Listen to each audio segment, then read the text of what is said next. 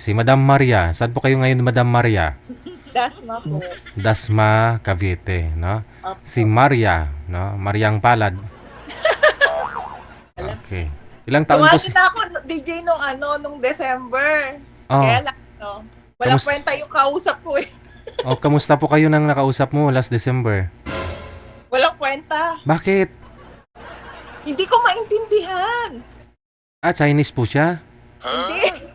Si yung paulit-ulit na sumasali sa'yo, si Ruel, yung taga Davao ba yun?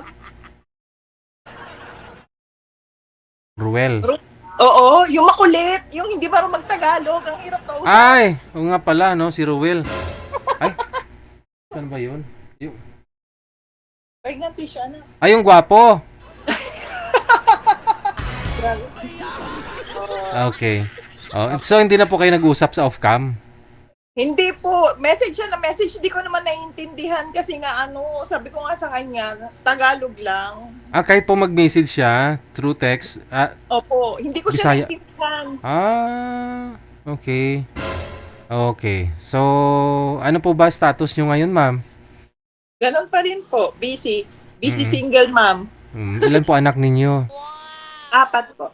Ilang taon na po yung bunso? 5. 5 years old. So, Apo. single mom dahil byuda ka na o ano pong nangyari sa tatay po nila? Buhay pa naman yung tatay. Ayun lang. Opo. Talagang lang po. Hindi lang talaga kami. So, ilang taon na po kayo? 40. 40 na. Yung mga anak mo nag-aaral lahat. Opo, nag-aaral na wala. So, mga ilang taon po ang ideal ninyo? Ilang taon po ang gusto mo sa lalaki? 55 patas. Oh! 40 ka, pero ang gusto mo, 55 pataas. Pwede rin naman 50. Mga ganon. Basta 50 patas po. Bakit naman? Gusto nyo mas may edad sa inyo na ganun kalaki? Mas matured na po kasi isip nun eh. Hoy, hindi lahat ng may edad na lalaki matured. Minsan, imukha lang yung matured. Matured. Hindi po. Karamihan po kasi tapos most na ganun po yung edad, lalo po ma-stable na sa buhay. Yung mga ganun po, wala na po silang panahon para sa mga, alam niyo lang, Yung kagaya man ginagawa ng wala na silang pinapaaral, no? Wala na yung ano na lang, hinihintay na lang yung retirement. Opo.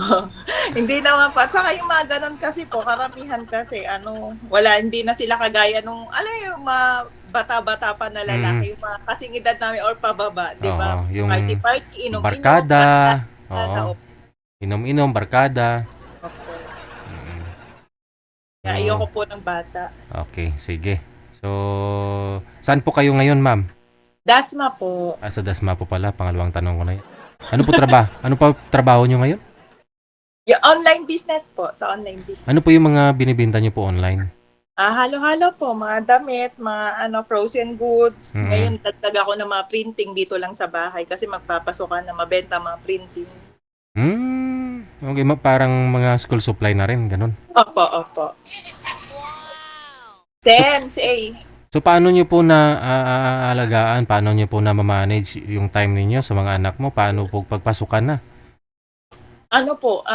Yung 3 naman po kasi malalaki na po. Kumbaga, hindi naman po sila ganong alagain. Yung 5 years old na lang. Hindi rin naman po. Mababait naman po kasi silang lahat. 5 years old yung bunso, no? Bali, kindergarten, no? Opo. Hindi. Oo. Sige. Hanapan mo manager. No? Standby lang po kayo, ma'am. Babalikan ho kita mamaya, ha? Sige po. Okay, sige. Thank you po. Wanted, sweet, wanted. Alam ko, kung wala lang to girlfriend si Rio.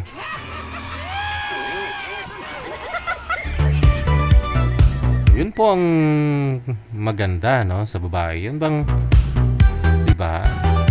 Diskarte ba? 4 po anak, imagine ha. Maliliit pa ho yun. 2 niyang anak ha. Pero caring-carry.